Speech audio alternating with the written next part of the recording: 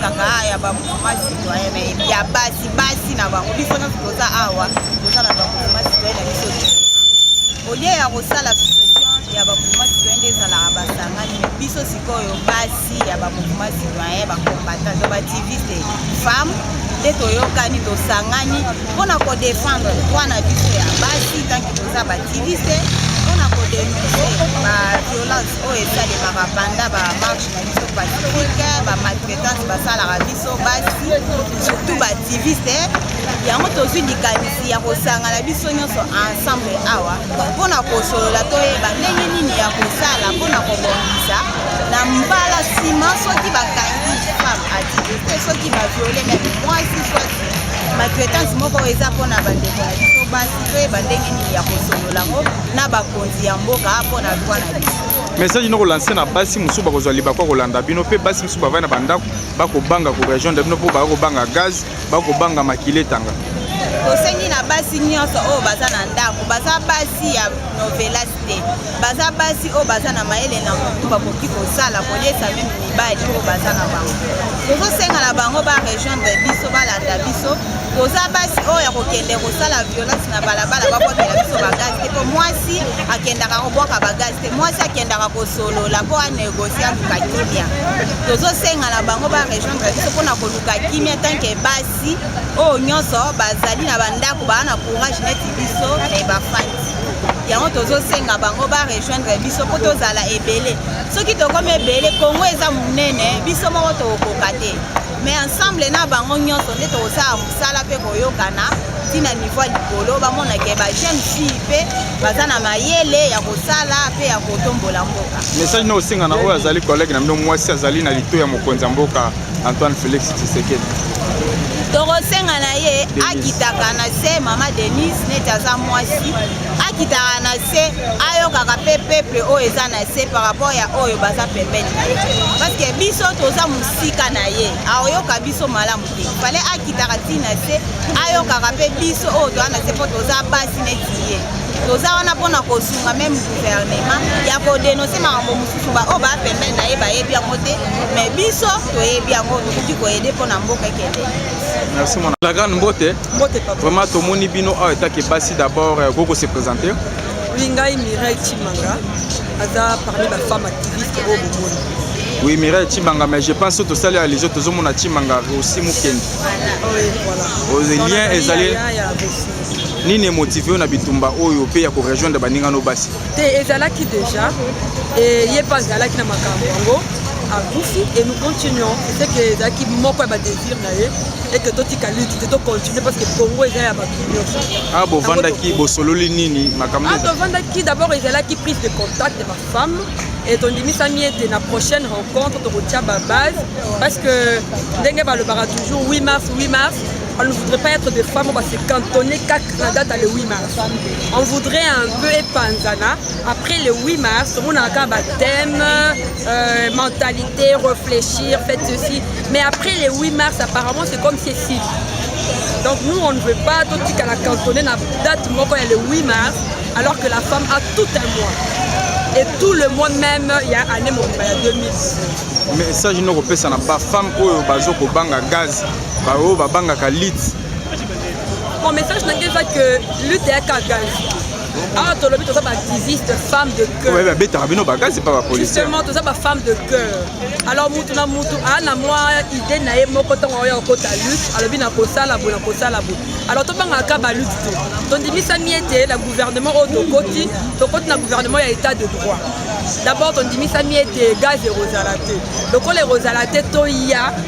to sangisa mayele to sala musala afin que to conscientiser ba oh nan baza ya kolemba baza faible to conscientiser basi afin que to tombola vraiment le tomo yango to mona parité yango balobaka vraiment ya solo ezala vraiment sur le marché. Message ni ko pesa na wazana ndeko na bino femme Denise Nyaguru wazana litoyi ya mokonzi. Oui, ton dimi sami maman Denise message na biso ezali ete ko soka kaka mwasi ya bureau te. Ko zala kaka na gombe te. kita ntina bacommune périphérique bacommune ya se na kati ya mabulu eza na bamama bazali eza na basi oyo bazali olingi osala mwa meeting tokomona yo oya ata na makala ata na kisenso na mwa libulu moko boye mama denise aza wana amoni risque te nde tokosepela malamu kotikala kaka mama ya bureau te mama ya bahopitau te kita mpe na bandako omona bamama oyo bazosouffrir baka oyo touti koyokana batamwe na sampu oyo ozomona mwasi bazobala na age ya 10 ans a déjà violé yango tolobi mama denise kita mpe yokama nga kombo na ngai Gloria Zoé naza pasteur mama tomoni pasteur akoti masolo ya politique eske epekisami te politique to komba ya mboka nanu nakomi na politique te peut-être na okomaka mais nanu nakomi na politique te naza activiste ya mouvement citoyen mais est-ce que makambo ya nzambe na oyo epekisami te epekisami nakokola biso bafemme activiste baza ebele na mbia tokozwa ntango kosala intégralité émission mama vraiment nini emotivaki yo vraiment ya kosanga na bandeko na yo awa mokolo lelo au fait nazwaki initiative wana ezalaki neti révélation ya kosangisa bandeko na biso nyonso ya bamouvement citoyen ya baassociation féminine mpona kosangana kosala eloko oyo tobengi dynamique femme activiste femme de cœur yango lelo toye mpona activité na biso ya liboso. Oui, message no kopesa d'abord oyo na mama oyo azali ya première dame oyo akoki kozwa libakwa kolanda bino parce que ye nde aza na litoi ya papa mokonzi ya mboka yoka cri na bino. eloko ya liboso ngai nalingi naloba eza ke toyebi mama denise aza activiste mpo tomona bavideo ebele atourna azwa mpe bagaz lacrymogène neti biso donc tokobenga ye aza déjà membre na biso mokolo ya kolinga ye kosangana na biso ezali eloko malamu parce que toréunir bafemme activiste alors toyebisi ye elle en tant que femme activiste place oyo akoko se sentir mpe à l'aise na kati ya baninga na ye baactiviste oyo bazanga couleur politique ni ya mouvement citoyen ezawa akozala la bienvenue au milieu de message na bafemme oyo babangaka kosangana bamivuma lokola ya boyo bafemme oyo babangaka eza kozanga koyeba parce que soki bamiyebi ke bazala makasi eke bakoko changer famille ndako mboka bakoya kosangana na biso nazoyebisa bango batikala na nsima te baya tosangana tokoma makasi po mboka ekende liboso afrike ekende liboso monde mobimba mpe ekende liboso. Nini mobuta mwasi nalobi boye bamama oyo bavandi na bandako biso bafemme activiste tobengi bino femme activiste quand on parle de femmes mariées mais aussi des jeunes filles célibataires. Non, il y a des mariés ozomona boye bamarie mpe bazale elle veut maintenant toi ya kobundela mboka na ye lobi tobike tokoza baministre lobi na kokoma PDG lobi na kokota na assemblée na molobeli ya mboka nazobundela mboka langa papa Félix abaki état de droit soki tomoni état de droit kosimba te tokokita na terrain todénonce banti valeur ya mabe bafemme baza violé na moins ka mwana sampu kuna bato baza violé bana seka aza violé étant de droit papa Félix abaki ezala yango biso bafemme activiste tobengi bino toza na baprojet ebele ya kosala durant autour ya mois de la mars biso bafemme tobi tokokita partout kozala activiste eza kuluna te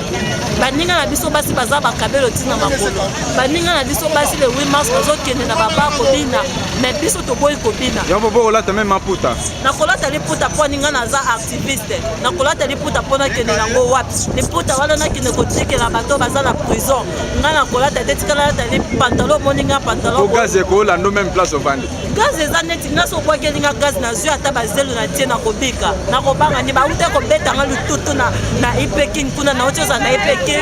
nabangaka lisusu eloko te pourkui nazobundela toujours état de droit nanga naza mwasi oyo natelemi mama denise alobaki lobi basi botelema baoyo baza na équateur batelema biso mpe na kina totelema baoyo baza na parlement kuna balali balati baveste balati banini basuper soso biso tokolata super soso wana molobeli na biso eza biso basi fo totelema durant mois de la femme. Merci Sobalobe.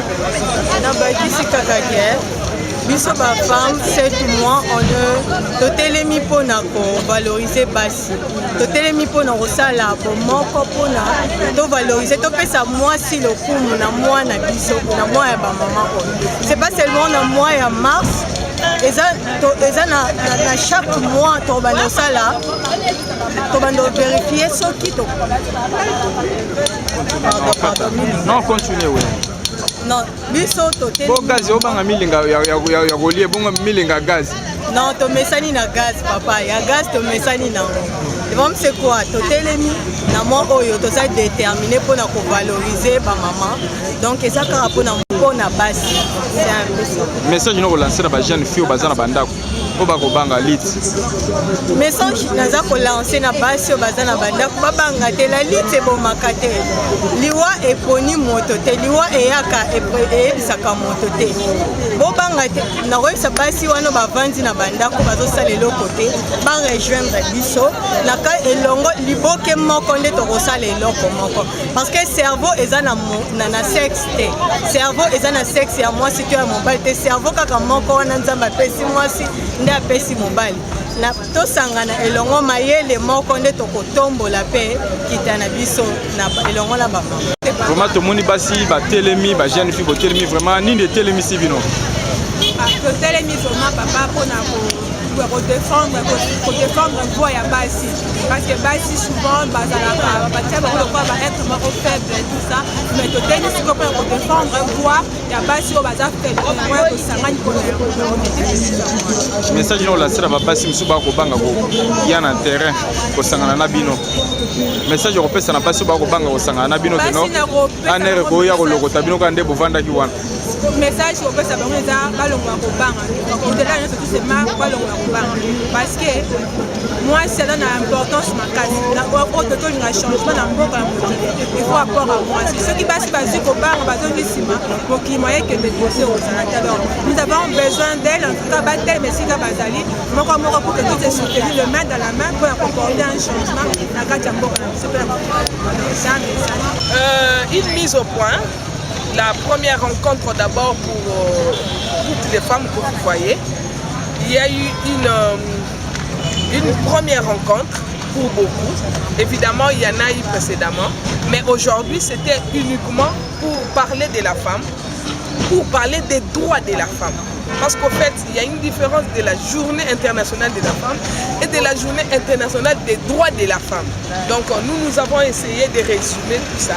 et de voir ce que la femme vaut dans la société. Qu'est-ce que vous pouvez demander à la communauté internationale tant qu'internationale? Oui, la communauté internationale a tout simplement le devoir de nous donner un support matériel, un support psychologique, un support physique et pourquoi pas un support financier qui nous permettra vraiment d'avancer parce que nous avons des objectifs que nous mettrons en pratique. Nous sommes en train de mettre tous les paramètres en place de sorte que tous ces paramètres-là puissent être appliqués. Pas simplement par les femmes activistes et également de soumettre à la communauté internationale, à l'Union européenne ainsi qu'à l'organisation Union africaine pour qu'ensemble puissions travailler dans l'intérêt de la femme. Bon, lelo ezalaki tokutana tomonana surtout na baninga mususu bazalaki bamboka bapaya bamususu pe bazali awa kasi tozalaki na pose mingi tomonana bilongi. On fait la connaissance et on se voit de sorte qu'on se connaisse. Et ça la tête aux réseaux sociaux, mais tu ne sais pas à qui tu t'adresses. Il y a Pasteur Zoé qui est initiatrice de ce groupe, de cette activité, a proposé à ce qu'on se voie. Et voilà pourquoi Tokutani paie mieux sur l'équipe bien, sans problème. Et nous avons déjà arrêté les paramètres pour la prochaine. Beaucoup de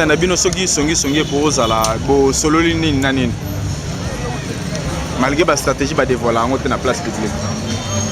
Bon, comme je t'ai dit tout à l'heure, nous sommes en train de valoriser, de chercher tout simplement la valeur de la femme. Chercher la valeur de la femme est dans le secteur éducationnel, social, économique, juridique, ainsi de suite, partout. Lorsqu'on veut valoriser la femme, c'est-à-dire, c'est lui donner cette tâche-là, sur ce plan que je viens de citer, de sorte que moi, si on a ameka kosala,